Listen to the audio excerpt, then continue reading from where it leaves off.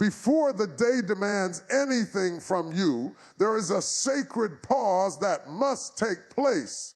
It is the moment when the heart decides not to rush ahead of God, not to let habit dictate direction, and not to allow urgency to replace obedience. This pause is an act of surrender. It is saying, without words, that life is too important to be lived on autopilot. When you slow down long enough to listen, you acknowledge that wisdom does not come from speed, but from alignment. So often people wake up already behind, already anxious, already planning their next move without ever checking the source of their strength. They step into conversations, decisions, and conflicts fueled by emotion rather than instruction. But when you surrender before action, you give God the first word, not just the last. You invite him into the blueprint before the building begins. That changes everything. It transforms reaction into response and chaos into clarity. Surrender is not weakness, it is discipline. It takes strength to resist the pressure to perform, to prove, to produce without guidance. In a world that rewards motion, stillness becomes a radical act of faith. It is declaring that you trust God enough to wait, even when time feels expensive. You are choosing obedience over impulse, patience over panic, and faith over fear. That choice positions you to move with purpose instead of regret. When you surrender before action, you stop mistaking noise for direction. Not every open door is an invitation, and not every opportunity is assigned to you. Some things look right but lead wrong. By pausing, you allow discernment to rise. You begin to sense when peace is present and when it is absent, and peace becomes the compass that guards your steps. You learn that being busy is not the same as being fruitful. This kind of surrender also reorders priorities. Instead of asking God to bless what you have already decided, you allow him to decide what deserves your energy. That shift saves you from exhaustion caused by carrying assignments you were never meant to hold. It protects your spirit from burnout and your heart from disappointment. When God leads first, you move lighter, freer, and more focused. There is humility in surrendering before action. It requires admitting that experience alone is not enough. That success in the past does not guarantee wisdom for the future. Each day brings new challenges, and yesterday's strategy may not work today. By surrendering early, you remain teachable, you remain flexible, you remain open to correction before mistakes become consequences. This surrender also sharpens obedience. When you begin the day in alignment, obedience flows naturally throughout the day. You become quicker to listen and slower to speak. You become less reactive and more intentional. Even when the path is unclear, you move with confidence because you know you did not start alone. You began in surrender, and surrender always attracts guidance. There is a constant tension between trusting God's direction and clinging to personal control. Control feels safe because it creates the illusion of certainty. It convinces the mind that as long as you plan carefully enough, work hard enough, and anticipate every outcome, you can protect yourself from disappointment. But the desire for control often grows out of fear, not faith.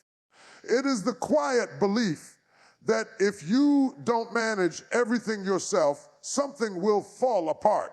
Choosing divine direction over personal control requires unlearning that fear and replacing it with trust. Releasing control does not mean abandoning responsibility. It means redefining authority. You still prepare, you still plan, but you no longer assume that your understanding is complete. You acknowledge that there are dimensions you cannot see, outcomes you cannot predict, and consequences you cannot calculate. When you invite God to lead, you accept that his perspective is higher, his timing is wiser, and his purpose is broader than your immediate comfort. That acceptance becomes the doorway to peace. Personal control often rushes ahead of process. It wants results without refinement and outcomes without obedience. Divine direction, however, is rarely hurried. It moves deliberately, shaping character while shaping destiny. When you submit your plans, you may find that God slows you down, redirects your steps, or even dismantles ideas you were confident about. This can feel uncomfortable, but it is not punishment, it is protection. What you release today may be the very thing that would have limited you tomorrow. Letting go of control also exposes the difference between preference and purpose. Many people confuse what they want with what they are called to do. Preferences are shaped by comfort, familiarity, and approval. Purpose is shaped by obedience and often stretches you beyond what feels safe. When you insist on control, you tend to choose what preserves you. When you yield to divine direction, you choose what transforms you. Growth rarely happens inside the boundaries of control. There is freedom in acknowledging that you do not have to figure everything out. Control is exhausting because it demands constant vigilance. You replay conversations, rehearse outcomes, and worry about mistakes that haven't happened yet. Divine direction invites rest. It allows you to trust that even if you make a wrong turn, God can reroute you. Even if you miss a moment, he can redeem it.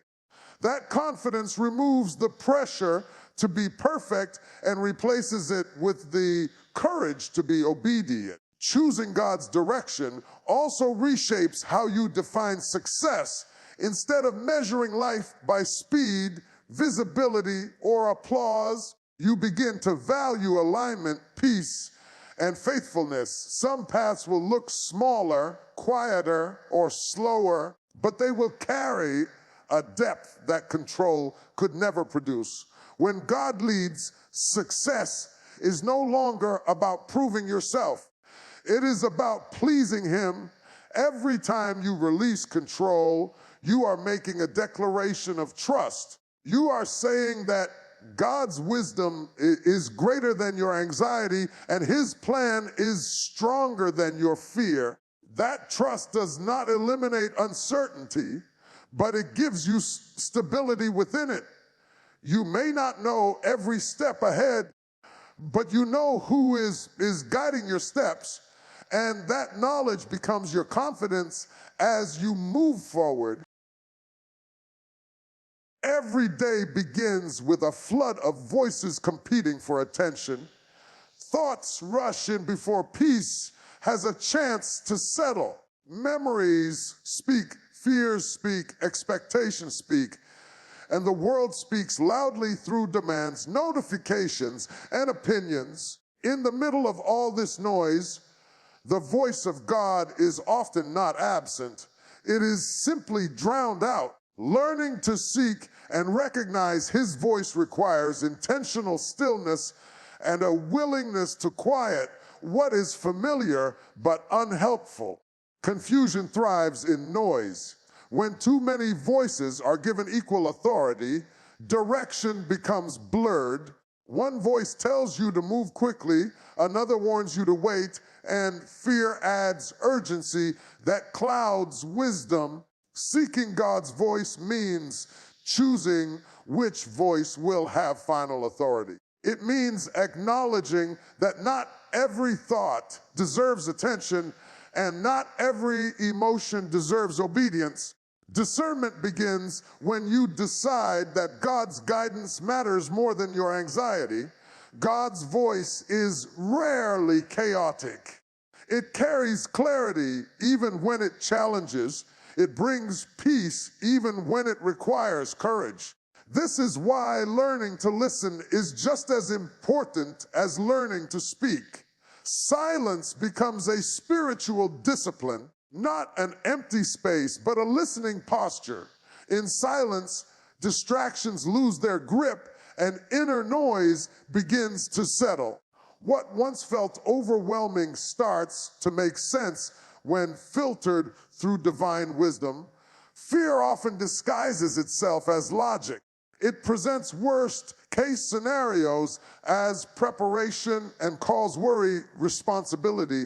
When fear is allowed to speak unchecked, it becomes the loudest voice in the room. Seeking God's voice requires recognizing fear without submitting to it. It means bringing anxious thoughts into the light and asking whether they produce peace or paralysis. God's guidance may stretch you, but it will never trap you in hopelessness. Distractions also compete for attention in subtle ways. Some distractions are not harmful. They are simply consuming. Productivity, business, and even good intentions can pull focus away from listening. When life is constantly full, there is no room to hear. Creating space for God's voice may require letting go of constant activity and learning to value presence over performance. What you remove from your schedule can be just as important as what you add. God often speaks through gentle nudges rather than dramatic moments.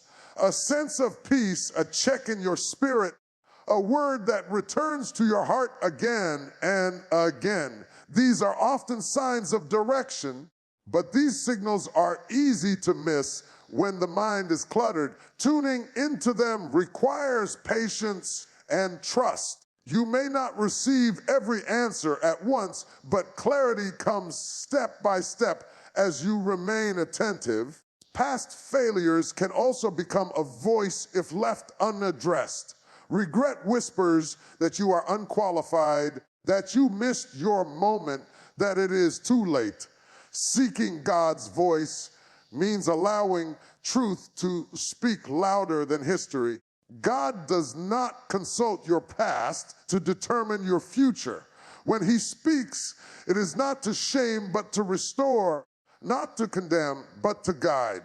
As you learn to listen, confidence begins to grow, not because life becomes predictable, but because guidance becomes personal. You stop relying solely on external validation and begin trusting the internal assurance that comes from alignment. Even when the path ahead is unclear, you move forward with steadiness because you are no longer led by noise. You are led by a voice that brings peace, direction, and purpose in the midst of uncertainty. Uncertainty has a way of making people uncomfortable because it removes the illusion of control and forces trust to take center stage. When answers are delayed and outcomes remain unclear, the natural response is to question whether progress is happening at all. Yet waiting seasons are not empty seasons. They are often filled with unseen work, quiet shaping, and internal preparation that cannot be rushed. Trusting God in uncertainty means believing that movement is taking place even when it cannot be measured. Waiting challenges the need for immediate results. It exposes how deeply value has been tied to speed and productivity. In seasons where doors do not open and plans seem stalled, it is easy to assume that something has gone wrong. But waiting is not a denial, it is a process.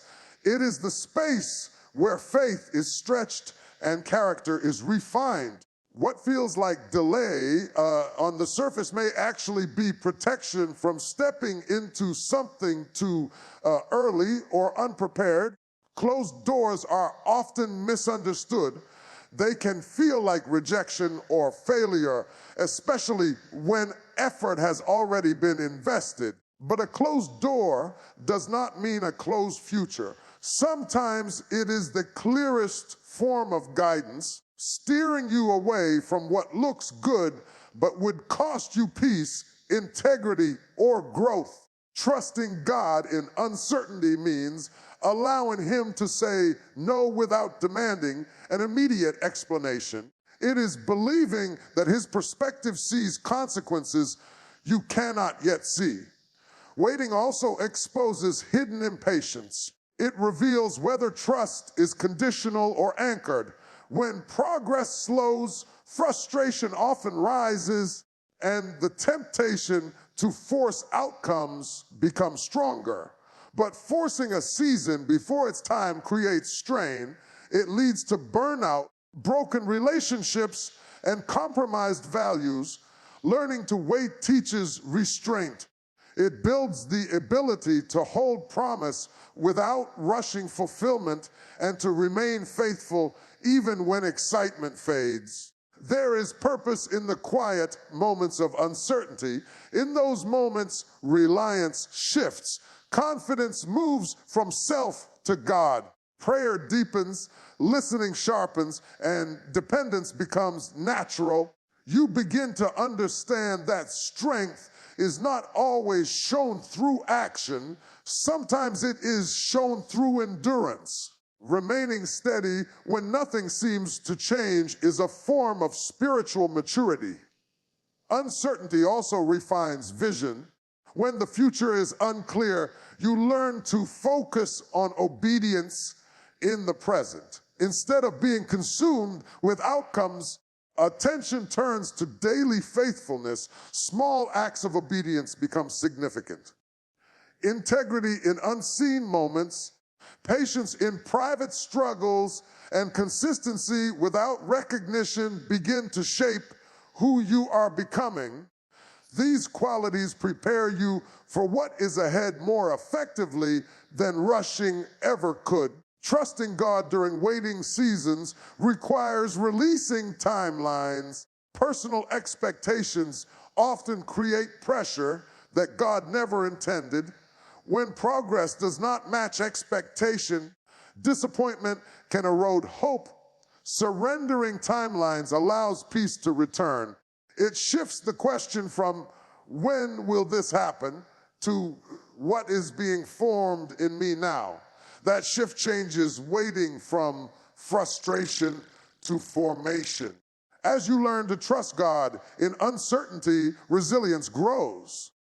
You become less shaken by unanswered questions and more anchored in faith. Waiting no longer feels like standing still.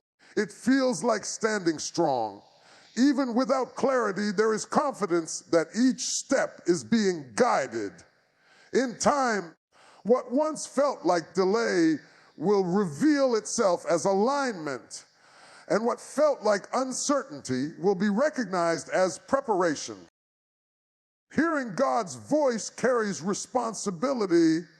It is not enough to receive direction. What matters most is the willingness to respond. Obedience transforms guidance into action and faith into movement. Without obedience, revelation remains incomplete.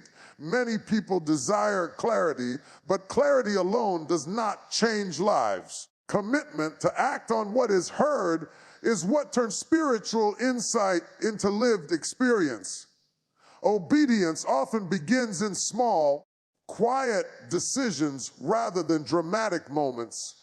It shows up in choosing integrity when compromise would be easier, in showing patience when frustration feels justified, and in trusting instruction that does not yet make sense.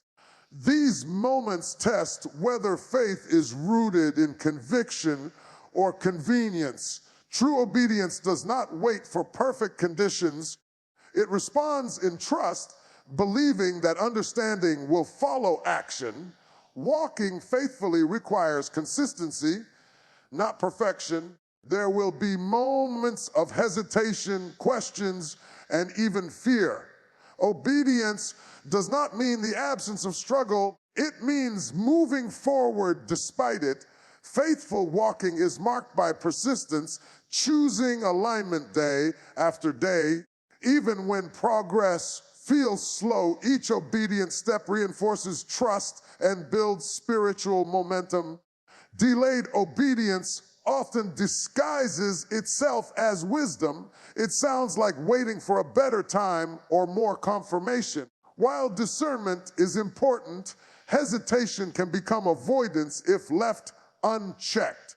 Faith requires courage to act when certainty is incomplete.